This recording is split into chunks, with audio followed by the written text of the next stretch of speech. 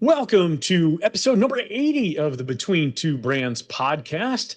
It's the end of July, or pretty darn close to it, and I'm still your host, Bill Petrie, and I want to thank you for, as always, coming along this ride with me. I think we've got a fun show for you, a good show. Love our guest today. A lot of energy, which I think you're going to really enjoy.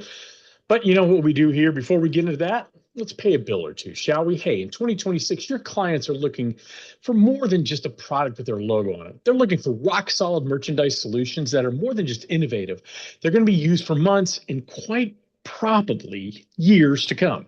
Now, let me introduce you, or maybe some cases reintroduce you to our good people, our good friends, and their good people over at Coaster Stone. They're the original manufacturer of the absorbent stone coaster with unmatched durability, quality, and gorgeous edge-to-edge decorating that allow your creative designs to come to life in vibrant, full color. Now, since 1983, Coaster Stone has set the standard when it comes to delivering a retail-inspired experience to any client function.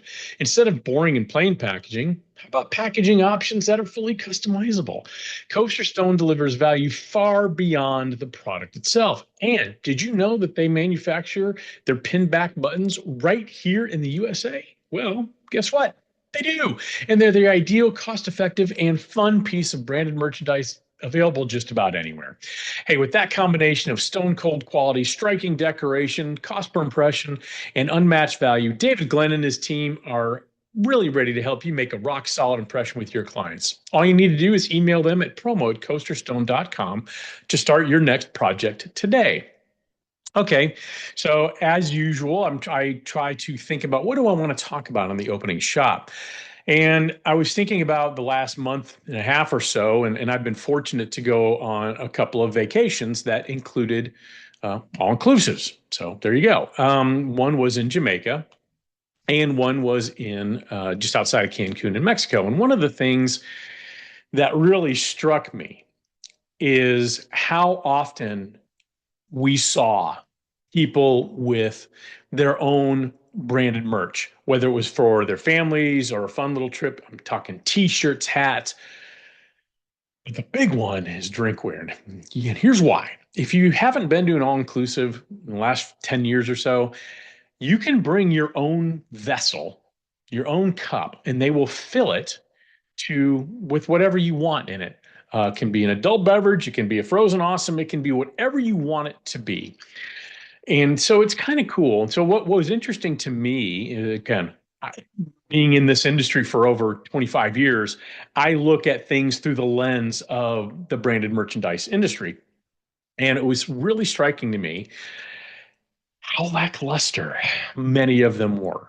And this stuff's available anywhere, right? I'm calling this little topic the democratization of merch, especially small little onesie, twosie, 5-piece, 10-piece orders. And you can get this stuff through Canva. Actually, you can certainly design it through Canva. You can order it through 4imprint, Vistaprint, wherever. And there's many actual companies that will, this product we can customize with your logo, your imprint.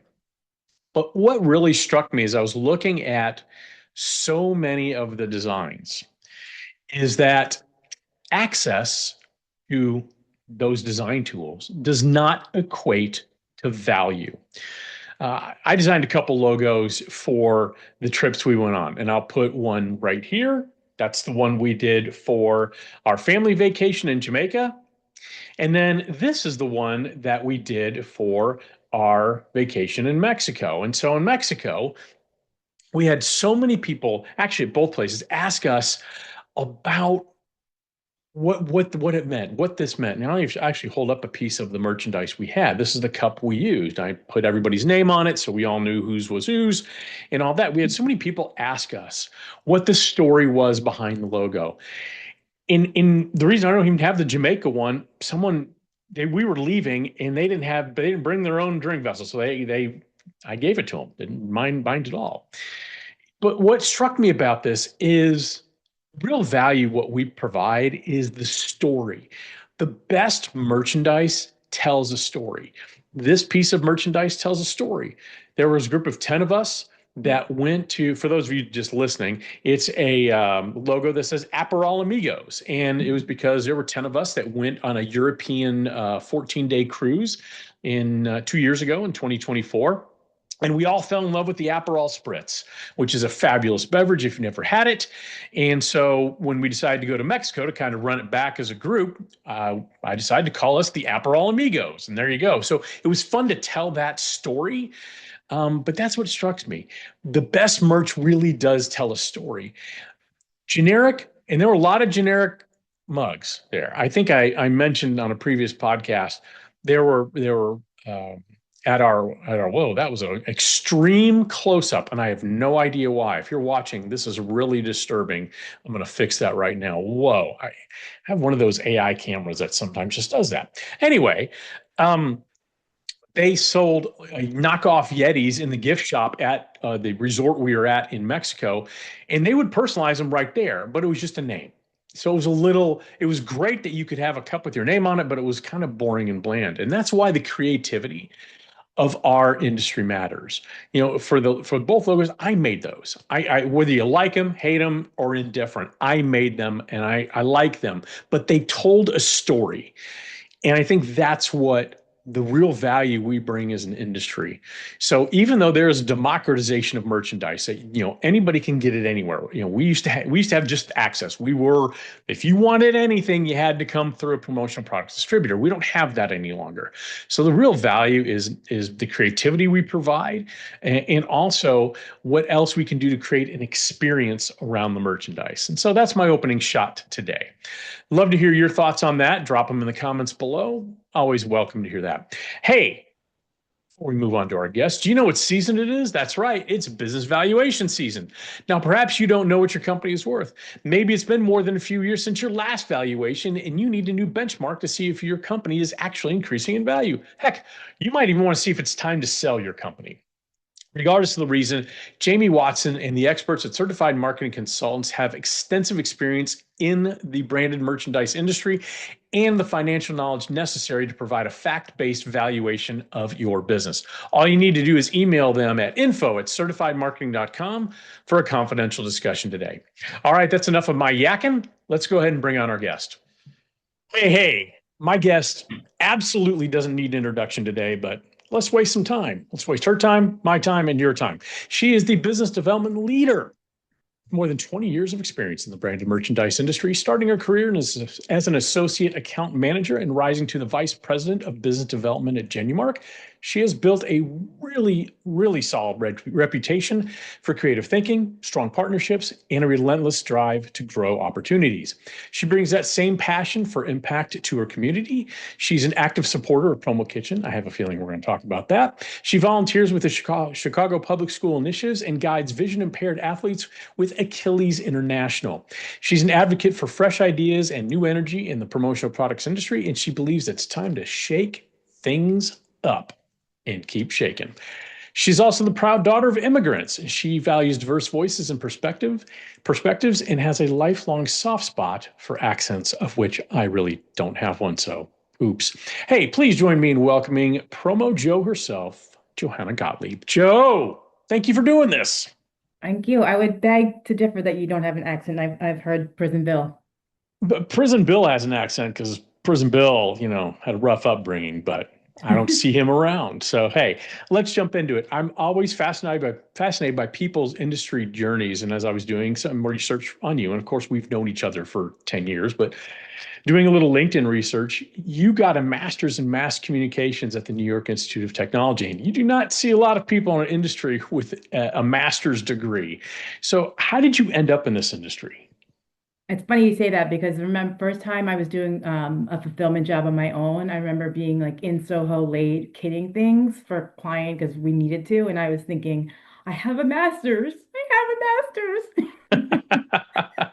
So I fell into this like many others. I actually met a headhunter in New York, gosh, 21 years ago. And that's exactly what you think would be like a woman behind her desk with lots of papers. And she Sure. said, you're going to love the people. And I ended up meeting my husband at work. So she was right. And she had also hired him. So it was a funny story. I fell into it and absolutely loved it and got brought into the industry by Larry Cohen, who everyone knows, Yes.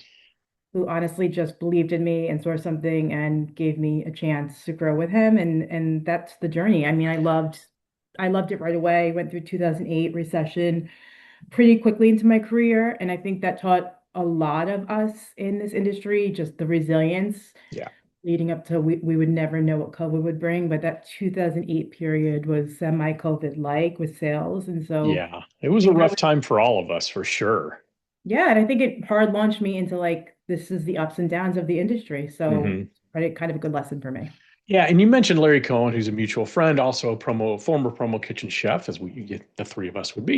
You and I are. He started Access, and then you were there for almost 18 years before Larry sold it to Halo. Tell me about the transition from a mid-size but very independent distributor to a giant one with a maybe more a larger network. Yeah, it was very insane. The timing was insanity. Larry sold in January of 2020. I'll let Oops, it sink in, everyone. oops for Halo. He January. probably Larry probably maximized the value out of that. Timing was just crazy. And I Yeah, constantly say that Larry is a great leader, but watching Mark Simon lead through yeah. COVID in those early months was really remarkable. It was a difference. I mean, again, hard launch into COVID when we were acquired.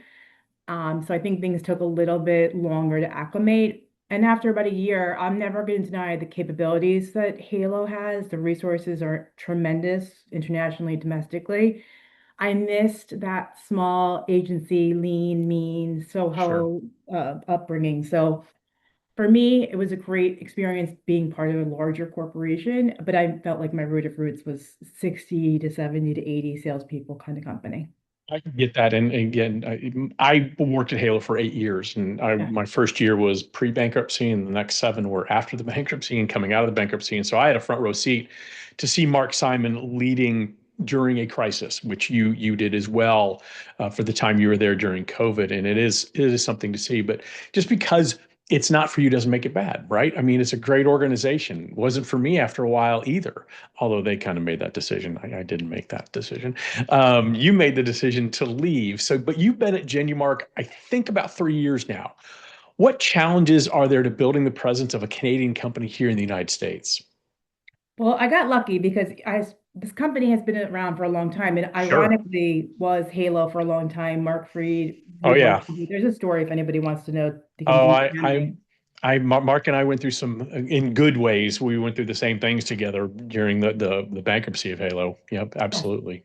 And so, coming on, it's like this company had such a strong presence and has such a strong presence in Canada and a really good reputation, which anyone in this industry can use that word. It means a lot to me. It means a lot how you show up and how you run your business. So I knew I was getting into something great with the Freeds. And I just thought this is an opportunity to do something that's never been done before, that we could look back in 5, 10, 15, 20 years and say, look at the seed we planted. So lucky for me, the infrastructure was there on the Canadian side. What wasn't there was an American presence. And, it's funny because they hired me and I was like the loud American that talks with their hands and speaks quickly. And why are you using you in color and why are you saying process and all of that stuff. So it was a lot of adapting, like, how are you doing things? How can we make these Americanized for our clients, for our culture? And now, Bill, you know better than anyone else, as we talked about at Rupt, we're not even talking about America anymore. We're talking about global needs. 100%. So North America is great to think about as a company. All of our clients are heading in a global direction. So I'm really interested on how this company will evolve with that. So it's going to be like bit by bit growing the US, but thinking about the global presence as well. Yeah, and you mentioned the Freeds, and again, I worked with Mark years ago, and then Mitch, I know a little bit, but the little I know, what a chip off the old block. Those two are literally mirror images of each other in the best possible ways. Absolutely. Yeah. One of the things that come to mind when I think of you, and again, we've known each other for at least 10 years. We've worked together on numerous things, is passion. And I see passion in every single thing that you do. You do not do anything half-assed that I've ever seen. Where does that passion come from?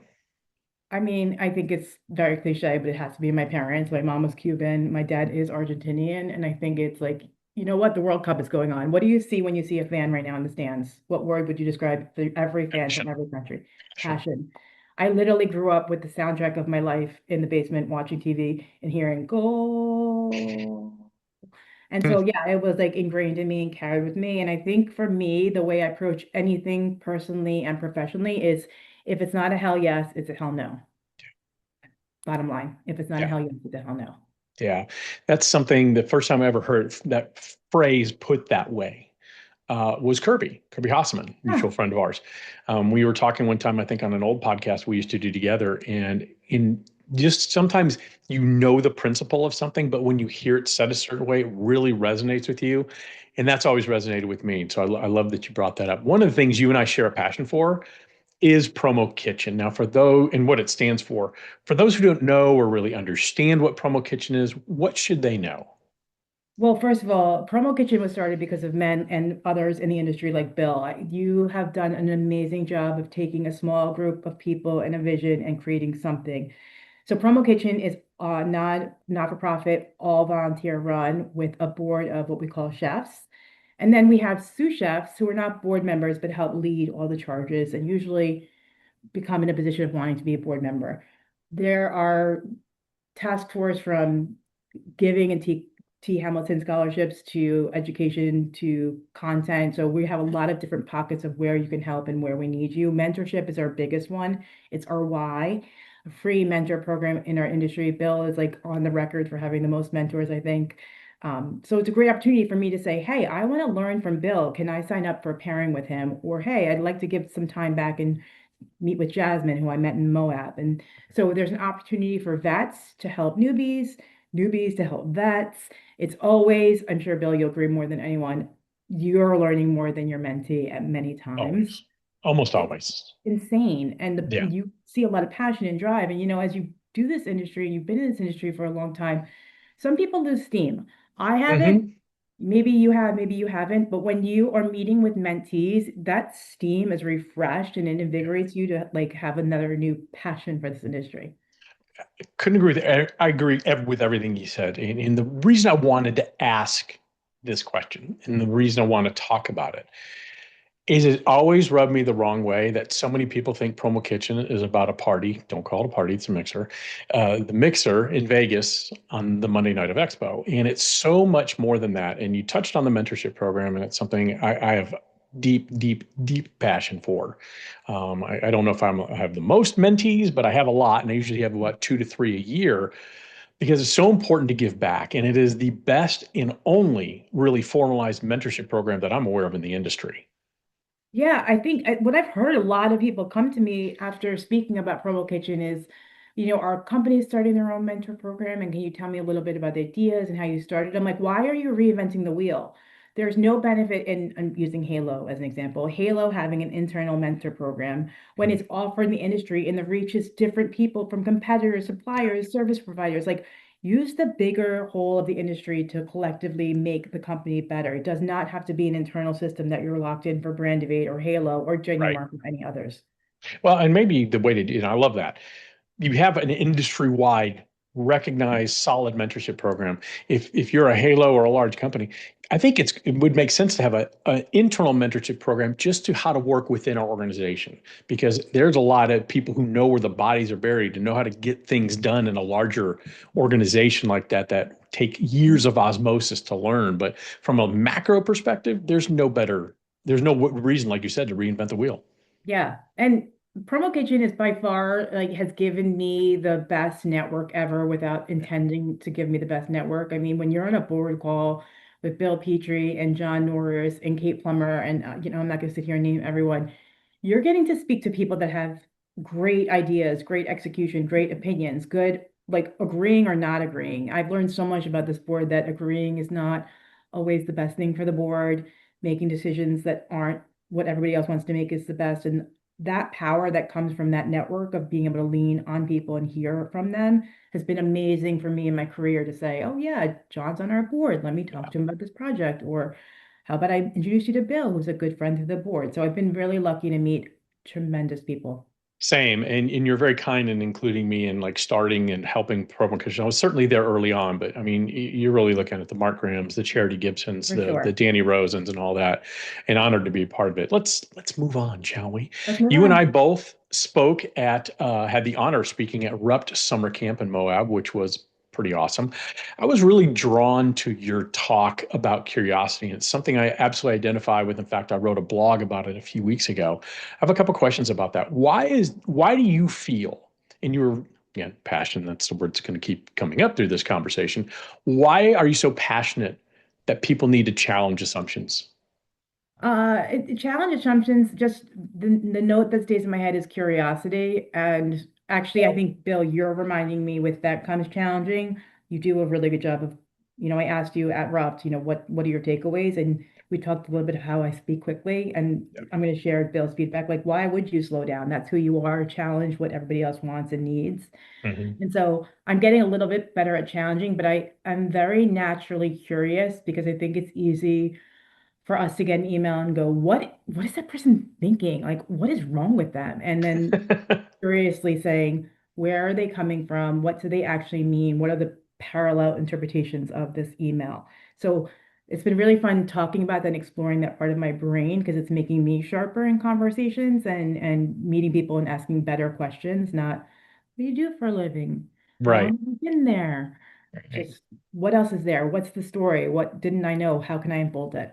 Right. So for people who feel like, I make these assumptions, I want to start challenging them. Do you have any tools you would suggest to help them get back to that childlike, and I mean that in a positive sense of the word, Yeah. that childlike curiosity that sometimes we lose over time? Do you have any tools you could suggest? I think there's a caution because not everyone wants to go there right away. There's a natural introvert. Obviously, you and I are not those types of people. So I could ask you a bold question. Because of my personality, it comes easy for me to ask a hard question, maybe a bold and daring question, but I think just push yourself to ask something that you wouldn't normally ask. How Mhm. did you get started in your career? What's your favorite thing about your job? Yeah. Tell me about the last project you worked on. Think of what might spark an interest. How did you start your company name? Why does it Brandivate? Where are the questions behind the things that are so obvious to you every day? You see Yeah. Brandivate every day. Bill, why did you come up with the name Brandivate? Like, I'm curious now. Yeah. Well, so honestly, I was trying to figure out what to call this thing. And obviously I like the word brand because I was wanting to do branding. I didn't want to tie myself back then. We called it specifically the promotional products industry. Now we're kind of shifting it to branded merchandise, but back then it was promotional products. And I like the word brand and branding. And then I like the word elevate. So it's just brand evate. It's just brand and elevate because my goal is to elevate people's brands. That's Perfect. simple. Love it. Yeah. Explain. Uh, I here's so one thing I'm going to add to that conversation. One of the things I find very easy for people to do who may struggle with how do I ask curious questions without it feeling intrusive? And to me, it goes back to being that 4-year-old and asking why. Yeah. So what you just said, why did you name it Brandivate? Where did that come? Those type of things, those one word why or how questions, or simply just asking, why do you do it that way? 100%. It's not hard to do. And I will tell you from experience, and I don't want to speak for Joe here, which means I'm about to. When someone asks me why I do something, how I do it, I'm honored. That wow, they really care what I think. So it really becomes this bonding experience you have. It might be over 5 minutes, it might be over a half hour, it doesn't matter. But you really have that experience of this person genuinely cares what I'm doing, and they want to learn from me, and I want to learn from them. Yeah, and I think you tapped into something good, taking it back to like the kid in the candy store questions attitude. Yeah. My children are 7 and 11. That means I'm clinging to them right now, right? They Right. still like me, things are good. They think I'm a Disney princess riding all the waves. Aren't But you? I am a Disney princess. That's another podcast for another day. That is. So why I'm bringing that up is my 7-year-old in particular, like we still do imagination play very naturally and funny and like we'll dance in the kitchen to random sounds. And when I do that with her, I realize I'm tapping into a part of my brain I'm not getting to use every day, right? I'm like Yeah. using voices, like impersonating Mo Williams. So when I get to use those curious parts of my brain with her, it does make me better at thinking about how can this be applied to business in the next day. I love it. Hey, if you could go back in time to 25-year-old Promo Joe and talk to her, what advice would you give her?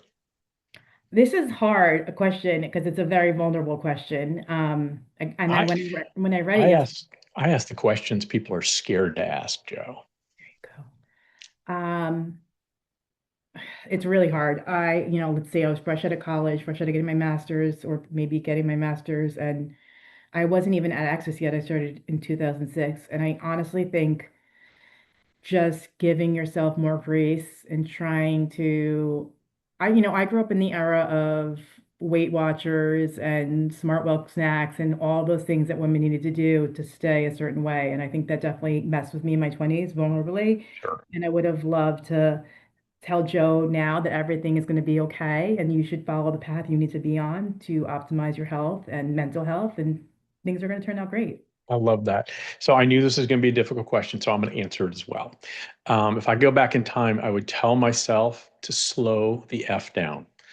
I spent probably more than the first half of my life and probably well into my 40s so busy with things. We have twins, they're 23 now, soon to be 24, but I rushed through everything to get to the next thing all Mhm. the time. And I look back and I could get all emotional now about the things I missed, the little subtle nuances of my kid's childhood, of time with Sandy, where I was simply rushing to get to the next thing. I used to joke on my tombstone, it will say he was just trying to get to the next thing.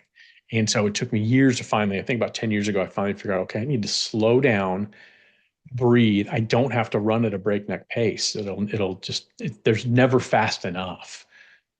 I feel like that's something that can only come with age because I'm not in my head. I'm 47 now, and my 7-year-old does keep that in check for me. That's why I'm actually clinging to their coattails. Like I can understand the need to grasp and live in the moment. Like she's fully reading now, and she doesn't want me to read a book to her anymore. What else am I not going to get to do that used to be this thing that I had to do to get to the next thing? So I am really trying to absorb and be there while also leading a professional life. Parenting and work-life balance is a really hard thing. I don't have to talk about that, but It is. It's an incredibly difficult thing. Incredibly it is. difficult thing.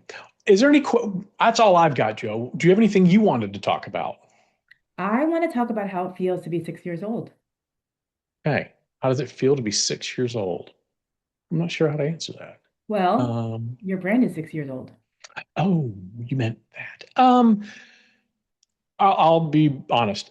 Pride. I am so proud because for years, you said earlier, I was an extrovert and all that. I'm not. I'm an extroverted introvert. Okay. I can play the role. And there was a time in my life where I needed to be the center of attention. Now I really prefer not to be. And so I have that imposter syndrome times 50, Mm, especially up until 10, 6 years ago, 7 years ago when I started this thing. And I was really content to be a cog in a wheel and kind of just blend into the background to do that type of work. And so it took the catalyst of COVID, and I was president of Promo Corner at the time. And my last name is different from the owner's last name, and they have every right to go the direction they wanted to go in. But it was a direction I didn't necessarily want to be part of. So we left on good terms. And I decided to bet on myself and probably the dumbest time to do it, which was July of 2020. And it was scary. Um, and so I look back whenever I post that, and I do every year, I force myself to reflect back on all the hard decisions that had to be made, all the sleepless nights wondering if I'm going to be able to pay bills or I've got to pull more from savings. Is this really going to work? Do I need to go to Home Depot and get a part-time job? How do I do this? And so the biggest emotion, and I could get real emotional here, is pride. And then the other equal emotion that is gratitude. Without someone like Sandy supporting me, my kids who were entering their senior year of high school supporting me, and they were homeschooling because yeah. everything was closed down, and I'm working from home. Someone like a Josh Robbins at Vault Promotions who believed in me so much he invested in Brand of Eight. Kelsey Cunningham, who was my business partner for the first 2 years, her belief in this as well. And then the greater network, your Kirby Hassemans, your Joe Gottliebs, your Mark Grahams, your Danny Rosens, all the people who said, you can do this. We absolutely believe in you. And I think I wrote this week, the biggest piece of gratitude is all those who believed in me when I couldn't. Yeah. And so I have tremendous pride for what I built. I don't know what the future holds for it. But yeah, I'd say that's my honest answer. And like more people should be able to say that. I applaud you for that because it is really important to take a step back and go, wow, look what we've done, look what we built, look how where we are. So I Yeah. applaud you for that. Well, thank you. Thank you. Anything else we should be covering today? Are we good? What's your favorite part of having twins as an identical twin? I love all the twin parent stories. So they're fraternal. My favorite part is watching, and boys are different than girls, Sure. right? Boys, they fight violently. 5 minutes, it's over, and they're best friends again. Whereas I'm a big believer girls try to induce eating disorders in each other by saying things like, "Oh, you're wearing that to the dance? Interesting." Um, so I don't know what it's like to raise girls. I'd say the best part of having twins is also the worst part. They go through the same things at the same time. And so things went, you think they go fast as a parent of an 11-year-old and 7-year-old, and they do. It goes warp speed when they're all both going through the same things at the same time. But I think the real answer is when they went to college, they went to two separate colleges out of state, but about 90 minutes apart. And they fought like cats and dogs their senior year. But then they started coming together in their freshman year of college, and they'd go see each other. And they had all these wonderful experiences, culminating with them going like to three college football games in 3 days on a road trip over Thanksgiving. And so seeing them really truly become each other's best friend and support system, man, I'm sure I screwed them up royally as a parent. That we did right. That's awesome. What a takeaway. Love Yeah. that. Well, before we say goodbye, let's thank our sponsors, shall we? This episode of Between Two Brands has been brought to you by the good people over at Coaster Stone, home of the original absorbent stone coaster.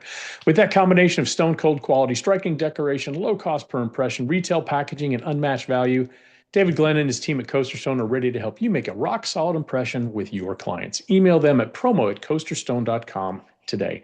Joe, thanks so much for doing this. So great to see you a couple weeks ago in Moab. When this drops, we'll have just seen each other hopefully in ASI Chicago, and we'll have to do this again sometime. Love it. Thank you so much for having me and keep rocking.